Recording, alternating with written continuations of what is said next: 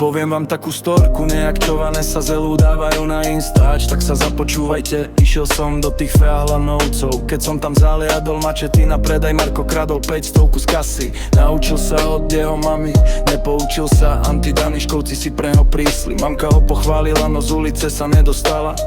Jo. Potom mi doplo, že čo Marko Mačeta robil vo Feahlanovcách. Už sa aj vkradol do regálu, kde nemal, no nechal tam svoje DNA, kde kakal. Neodpustím mu ani keby, že sa začne rezať. No tuto, to ešte nekončí. Jozef Timotej Vajda bol s jeho sestrou vo väzení, dávala mu hlavu cez mreže. Chlpy tam ale jak mrože pokračovali až do noci.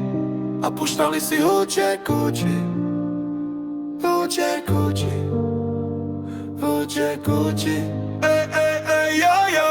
Išiel som do tých Feahlanovcov. Keď som tam celý jadol načetý na predaj, Marko kradol 500 z kasy. Naučil sa od jeho mami, nepoučil sa, antidaniškovci si pre ňo prísli. Mamka ho pochválila, no z ulice sa nedostala.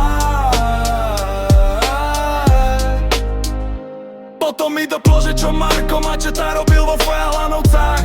Už sa aj vkradol do regálu, kde nemárno nechal tam svoje DNA, kde kakal. Neodpustím mu ani keby, že sa začne rezať. No tuto, to ešte nekončí. Jozef Timotej Vajda bol s jeho sestrou vo väzení, dávala mu hlavu cez mreže.